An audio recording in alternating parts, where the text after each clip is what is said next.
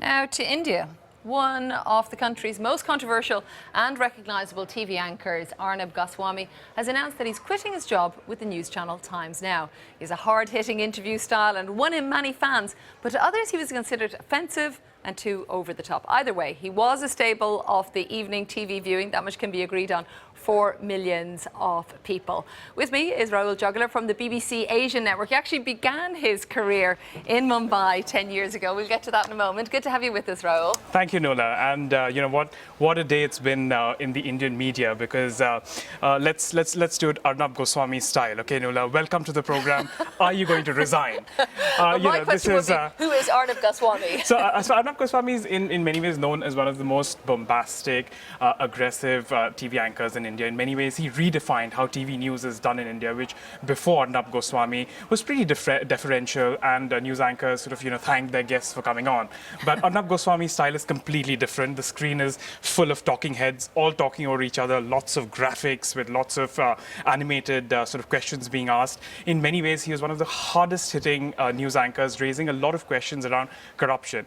His critics have often attacked him by saying that you've made the news a completely sort of a very tabloid version of the news. You've sensationalized the programs, but actually he is pretty popular in India. The reason is that a lot of viewers like this. In India, whenever there's a big corruption scandal, for example, there's always a committee which is set up, and lots of people feel as if politicians sort of get off the hook very easily. And here you have, at 9 p.m. every night, when you switch on the television, Arnab Goswami live on air asking politicians the really tough questions that nobody else has the guts to ask. And these other 8 boxes, perhaps, of other guests speaking over each other, as you mentioned.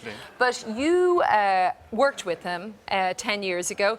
Talk to me what that experience was like.